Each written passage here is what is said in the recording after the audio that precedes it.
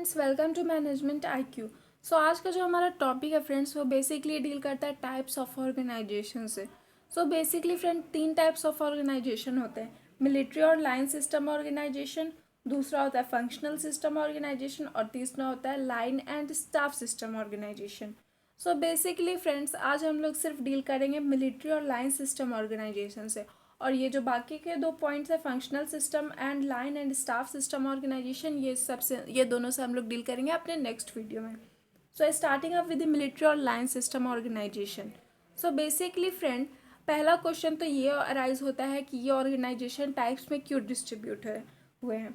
तो ये फ्रेंड्स इसलिए डिस्ट्रीब्यूट हुए हैं क्योंकि जो combine effort of man of power characteristic होते हैं उसको डिजायर्ड रिजल्ट में प्रोड्यूस करने के लिए, क्योंकि ये जो ऑर्गेनाइजेशन होता है वो लार्जली डिपेंड करता है उसके नेचर और इंटरप्राइज पे।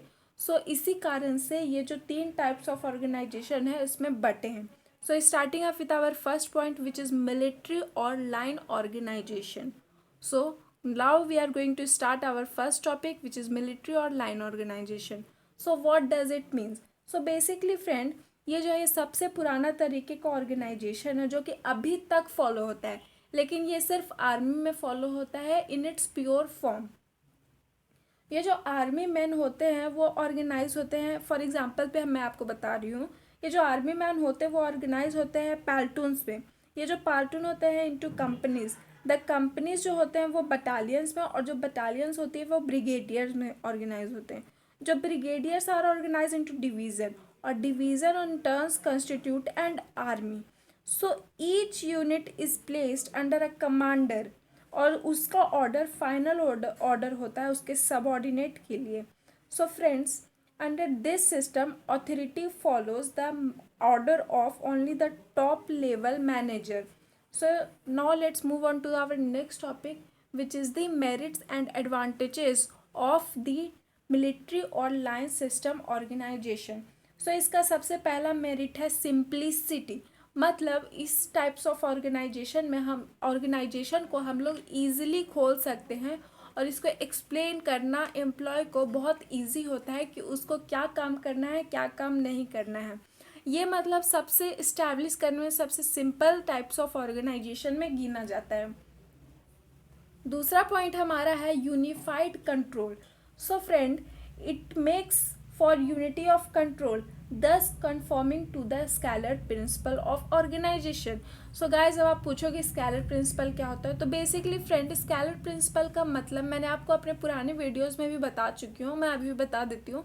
इसका मतलब ये होता है कि अगर किसी को ऑर्डर, कोई लोअर लेवल मैनेजर को टॉप लेवल से बात करना है या टॉप लेवल से कुछ डिस्कस करना है, तो वो डायरेक्ट टॉप लेवल के पास नहीं जाएगा, वो अपने से ऊपर हेड के पास जाएगा, उसके ऊपर वाला हेड टॉप के पास जाएगा।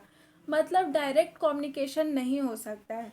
तो इसमें यूनिफाइड कंट्रोल मतलब एक यूनिटी में कंट्रोल हो जाता है ऑर्गेनाइजेशन पे, ताकि जो हेड है वो हेड ही रहे, वो अपने नेक्स्ट पोस्ट को बता दे कि ये काम करना है, और उसका नेक्स्ट पोस्ट को वो बताए कि ये काम करना है। ये नहीं कि जो लोअर लेवल पे वो डायरेक्ट टॉप लेवल के पास जाए और बोले कि मेरी ये प्रॉब्लम है।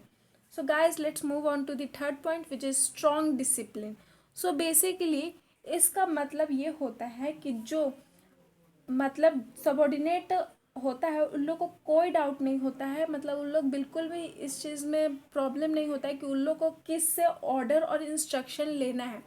जितने भी लोअर लेवल एम्प्लॉय होते हैं उन लोगों को पता होता है कि मुझे इस टॉप लेवल से ऑर्डर और इंस्ट्रक्शन लेना है अपने काम के बारे में, और उन लोग ये बारे के अवेयर होते हैं कि क्या satisfy their superior in their own interest.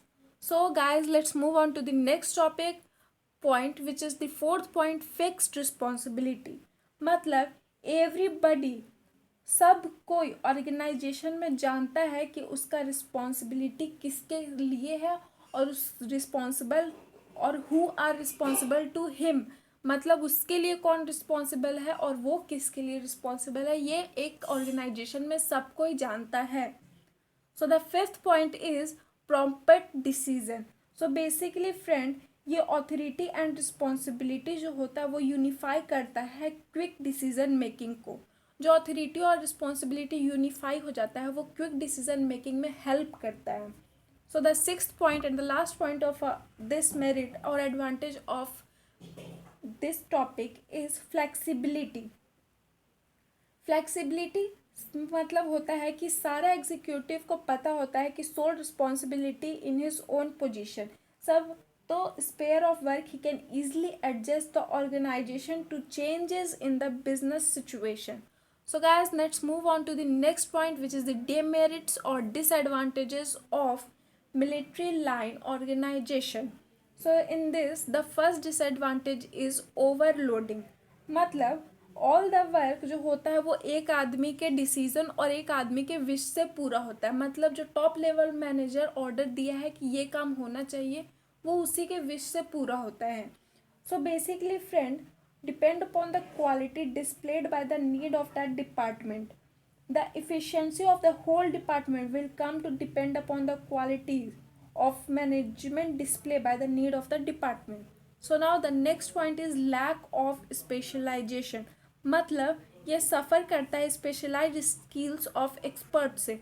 मतलब जो टॉप लेवल पे है वो हर एक चीज़, हर एक टेक्नोलॉजी के बारे में शायद ही नहीं जानता. वो जान भी सकता है, बट ये कंफर्म नहीं है कि वो सारे न्यू टेक्नोलॉजी जो आए हैं हमारे मार्केट में उसके बारे में जानता हो. सो फ्रेंड, इसमें इसके स्पेशलाइजेशन में लैक हो जाता है. So our third point is inadequacy of communication. मतलब जो टॉप लेवल मैनेजर ऑर्डर दिया है कि ये काम करना है, मान लीजिए कि मैं लोअर लेवल पर हूँ, मेरे को पता है कि ये जो डिसीज़न लिया है मेरे कंपनी के लिए वो शायद ही गलत है. किसी डायरेक्शंस में देखा जाए तो, किसी वे से देखा जाए तो वो डिसीज़न गलत है टॉप लेवल का. लेकिन मैं डर से नहीं कह पा रही हूँ अपने टॉप लेवल मैनेजर को कि ये आपने जो डिसीज़न लिया है वो गलत है. क्यों मैं कह नहीं पा रही हूँ? क्योंकि फ्रेंड्स, मैं जानती हूँ कि अगर मैं उनके डिसीज़न को गलत कहूँगी तो मुझे अपने जॉब से हाथ धोना पड़ेगा. सो फ्रेंड, इसमें हो जाता है inadequacy of communication. Now next move on to the next point, which is the scope for favouritism. इसका मतलब होता है कि मैं कंपनी की मैनेजर हूँ, मेरी कंपनी में मेरे कुछ फैमिली मेम्बर्स और कुछ फ्रेंड्स काम करते हैं और बाकी अननोन एम्प्लॉय काम करते हैं. सो मैं अपने फैमिली फ्रेंड्स और फैमिली मेम्बर्स को ही ज़्यादा वो करूँगी, ज़्यादा अहमियत दूंगी कि आप मेरे कंपनी में हायर पोस्ट पे रहें. वहीं जो अननोन एम्प्लॉय हो उन लोग को मैं उतने हायर पोस्ट पर नहीं रखूँगी. तब यहाँ पर हो जाता है कि जो लोअर लेवल पर मैंने जिन्हें रखा है, जिन अननोन एम्प्लॉय को रखा है, कहीं उसमें कोई जो सबसे ज़्यादा ज्ञानी, जो सबसे ज़्यादा जानता हो न्यू टेक्नोलॉजी के बारे में, उस जगह पर मैंने उसे लोअर लेवल पर रख दिया, तो ये मेरे कंपनी के लिए एक लॉस हो जाता है कि मैंने एक बढ़िया एम्प्लॉय को लोअर लेवल पर पुट कर दिया है. So our next topic is suitability. So basically guys, ये हर जगह सूट नहीं करता है ये टाइप ऑफ ऑर्गेनाइजेशन से.